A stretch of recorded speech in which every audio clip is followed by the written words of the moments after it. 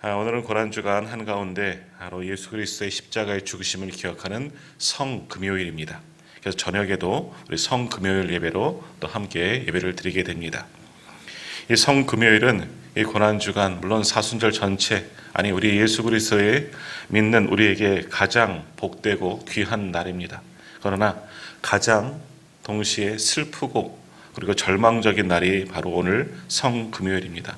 이런 기쁘지만 또한 슬픈 양면석에 있는 날이 바로 오늘 성금요일이죠.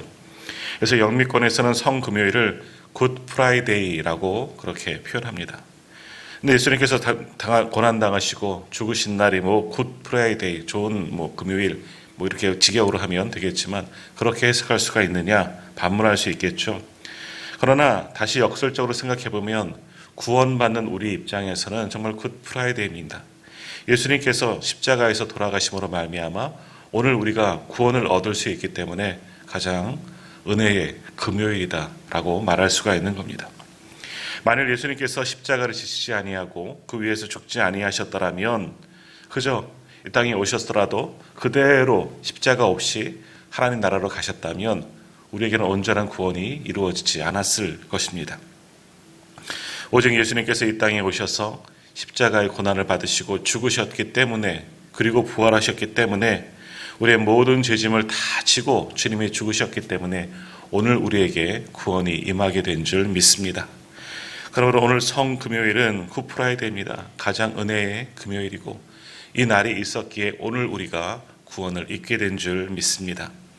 그러므로 오늘 이 성금요일 주님 앞에 예배한 우리 모두에게 다시금 주님의 구원해 주시는 십자가의 은혜의 감격이 오늘 우리 가운데 있기를 간절히 소망합니다.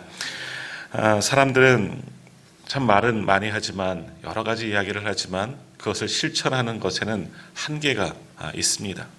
많은 사람들이 말과 행함이 일치하지 못하는 경우를 참 많이 보게 됩니다.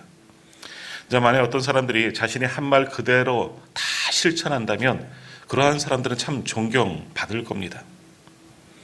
어느 누구보다도 이렇게 말과 행동이 일치가 되신 분, 언행일치를 이루신 분이 누구냐? 바로 예수 그리스도이십니다. 더욱이 주님은 우리를 사랑한다 정말 많은 말씀을 하셨습니다. 사랑하기 때문에 사랑한다고. 그러나 그 사랑을 말로만 흘려보내지 않으시고 직접 몸소 실천하신 분이 우리 예수님이셨습니다.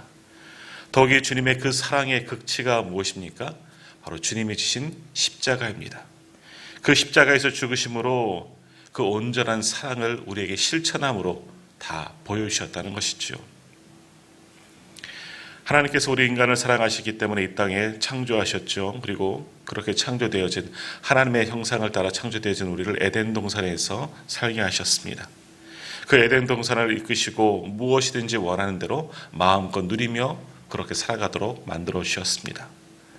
그런데 우리 사람들은 하나님의 이러한 뜻과는 관계없이 하나님의 뜻을 거스리고 결국 그 에덴 동산에 살면서 죄 가운데 빠지게 됩니다. 하나님과의 약속을 어기고 이 선악과를 따먹고 거기에서부터 죄를 짓고 죄가 우리 안에 들어오기 시작합니다. 그래서 하나님은 그 에덴 동산에서 범죄한 아담과 하와 우리 인간을 그곳에서 쫓아내시기로 작정하셨습니다. 그러나 그러한 사람들을 그렇게 죄에 물든 사람들을 끝까지 사랑하시기 때문에 하나님이 하신 행동이 있으십니다. 사랑하시기 때문에 하나님도 항해하셨는데 무엇을 향하셨습니까? 아담과 하와를 그냥 내보내지 않으시고 그들을 위해서 가죽옷을 지어 입히셨습니다. 가죽옷은 무엇을 의미합니까? 그 어떤 짐승이 죽어야지만 피를 흘리고 죽어야지만 그 가죽을 취할 수 있고 그것으로 만든 것이 가죽옷이 되는 겁니다. 이 가죽옷이 주는 의미는 뭡니까? 바로 하나님의 사랑입니다. 끝까지 우리를 사랑하시는 하나님의 사랑이 이 가죽옷에 묻어 있는 겁니다. 또한 가죽옷은 대속의 사랑입니다. 죄 지은 사람이 죽어야죠. 우리가 죽어야 함에도 불구하고 우리 대신 무언가 다른 짐승에게 죄를 전가시키고 죽었다는 그 대속의 사랑이 그 가죽옷에 담겨져 있는 그러한 의미가 되는 겁니다. 하나님께서는 에덴 동산에서 죄 지은 아담과 하와의 이 수치와 부끄러움을 그 가죽옷으로 가려주셨고 또 그들의 죄까지도 그 가죽옷, 그 짐승의 피로 씻은 바 되어 주셨다라는 겁니다. 바로 이 가죽옷, 여기에서부터 구원의 계획이 시작된 겁니다. 어찌 보면 에덴 동산에서부터 하나님의 구원 계획은 이미 진행되어지고 있었던 것이지요. 아니, 처음부터 우리 인간을 만드셨을 때부터 하나님은 우리가 타락하고 범죄할 것을 아셨는지도 모를 일입니다. 그러므로 하나님은 창조의 그 순간부터 이미 시작되었습니다. 어떻게? 이들을 위해서 피 흘리기로, 당신의 아들을 죽이시기로 아마 처음부터 하나님은 그렇게 계획하셨고 그 구원의 계획이 에덴 동산에서부터 시작되어졌던 것입니다. 그래서 수많은 선지자들은 이렇게 우리를 구원하기 위해서 오실 그리스도 메시아를 처음부터 예언했죠. 더욱이 이사야 선지자는 예수님이 오시기 전 이 700년 전에 주님의 받으실 그 고난에 대해서 아주 자세하게 예언하고 있습니다. 현수막 맨 밑에 보시면 잘 안 보이시겠지만 작은 글씨로도 그렇게 기록되어진 그 말씀인데요. 이사야 53장 5절과 6절에 이런 말씀이 있습니다. 그가 찔림은 우리의 허물 때문이요 그가 상함은 우리의 죄악 때문이라. 그가 징계를 받음으로 우리는 평화를 누리고 그가 채찍에 맞음으로 우리는 나음을 받았도다. 우리는 다 양 같아서 그릇 행하여 각기 제 길로 갔거늘 여호와께서는 우리 모두의 죄악을 그에게 담당시키셨도다. 아멘. 우리가 너무나 잘 알고 있는 말씀이죠.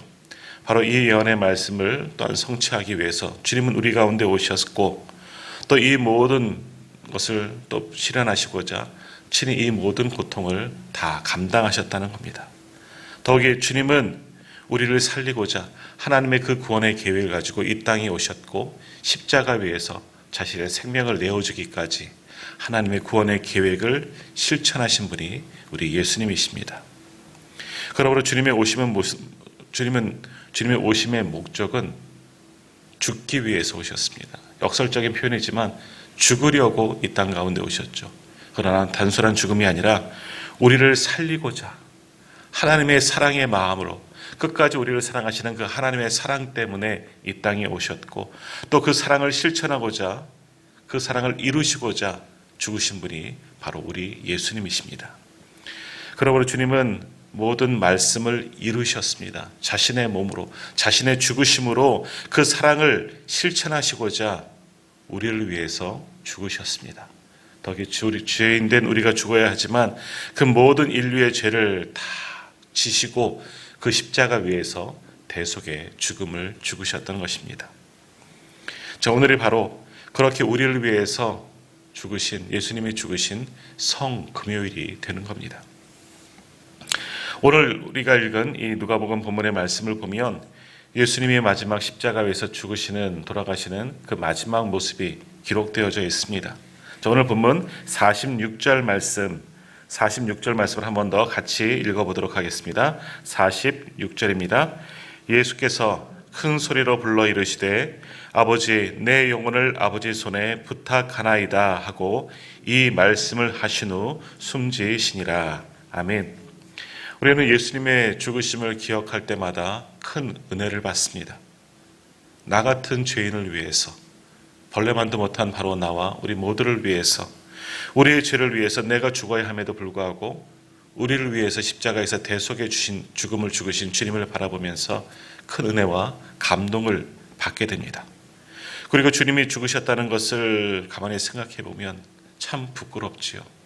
나 때문에, 내 죄 때문에 나를 위하여 죽으신 그 주님의 십자가를 바라보면서 한없는 감사와 은혜와 그리고 감동과 큰 부끄러움을 우리는 동시에 느끼게 됩니다.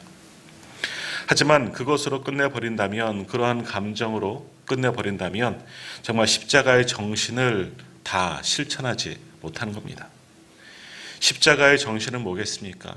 우리를 살리시려고 죽으셨습니다. 다시 말하면 하나님의 구원의 계획을 이루시기 위해서 주님이 몸소 행동으로 보이셨다는 겁니다. 실천을 하셨다는 것이죠. 그러므로 우리에게 십자가가 있다는 것은 십자가의 구원의 경험을 경험한 우리가 해야 할 것은 뭐냐? 그것을 실천하는 겁니다. 주님이 하시는 것처럼 우리도 실천하는 삶을 살아가야 한다라는 겁니다. 그러므로 우리는 십자가를 보면서 예수님의 말씀과 행함의 일치가 이루어졌다는 것을 기억하시고 예수님의 믿음과 행동도 함께 하나 되었다는 것을 우리가 깨달아야 합니다. 사랑하셨다 말씀하셨고 우리를 구원하시겠다 말씀하셨고 그것으로 끝이 아니라 친히 십자가에 달리셔 고난을 받으시고 고통 가운데 죽으셨습니다. 실천하셨던 것이죠. 주님께서 실천하셨기 때문에 오늘 우리도 주님처럼 그렇게 실천하는 행동이 있는 믿음의 사람들이 되어져야 하는 겁니다. 그런데 오늘 우리는 하나님의 말씀을 듣고 실천하며 살아가고 있느냐? 이 질문 앞에서 부끄럽기 짝이 없습니다. 우리는 실천하는 삶을 살지 못하기 때문입니다. 그러므로 오늘 우리가 성금요일에 다시금 결단하고 우리가 다짐하며 마음에 붙잡고 나아가야 할 것은 뭐겠습니까? 나도 예수님처럼 십자가를 치고 십자가의 길을 가는 그런 삶을 살겠다. 그런 주님의 제자가 되겠다. 이것을 실천하겠다. 이 결단이 오늘 우리에게 반드시 필요한 겁니다. 자, 예수님의 제자들을 보십시오. 사실은 그들도 실천하지 못한 삶을 살았습니다. 주님을 3년간 따라다녔지만 마지막 가장 정작 중요한 순간에 주님이 십자가를 지실 그 순간에 다 도망쳐버리고 말하지 않았습니까? 그런데 그들에게 성령이 임하고 난 이후에는 달라졌습니다. 내 힘으로는 감당할 수 없었고 내 힘으로는 십자가를 근처도 가보지 못했던 자들이었지만 그러나 그들에게 성령이 임한 이후에 이들이 십자가의 은혜를 깨닫고 성령으로 충만하여 성령의 능력으로 십자가를 지는 삶을 실천하게 되었다는 겁니다. 자신의 힘과 자신의 의지가 아닌 바로 성령이 주는 그런 힘과 능력으로 이제 제자들은 십자가의 길을 갈 수가 있었던 것입니다. 오늘도 마찬가지입니다.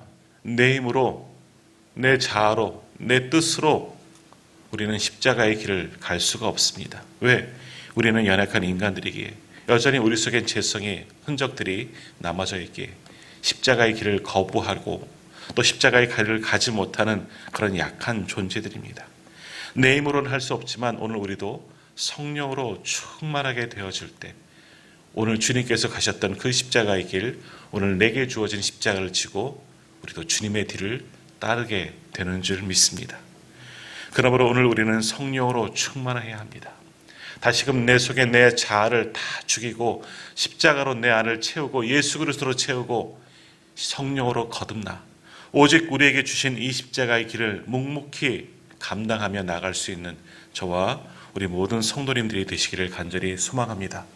그것이 십자가를 실천하는 믿음의 삶인 줄 믿습니다. 오늘 다시금 성금요일을 맞이합니다. 그저 십자가의 사랑에 감격에 거여 눈물만 흘리고 감사하고 감동하는 것으로 그치지 아니하고 이제는 주님께서 우리에게 십자가를 맡기셨습니다. 주님께서 맡기신 십자가를 지고 믿음으로 행동하며 실천하며 십자가의 사랑을 힘써 증거함을 실천하며 살아갈 수 있는 우리 모두가 다 되시기를 간절히 소망합니다.